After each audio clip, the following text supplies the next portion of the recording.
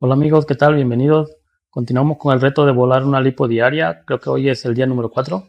Hoy vamos a probar un nuevo quad. Un dron de 4 pulgadas. Lo he estado modificando, haciéndole algunas actualizaciones, algunas modificaciones de PIDs y de rate.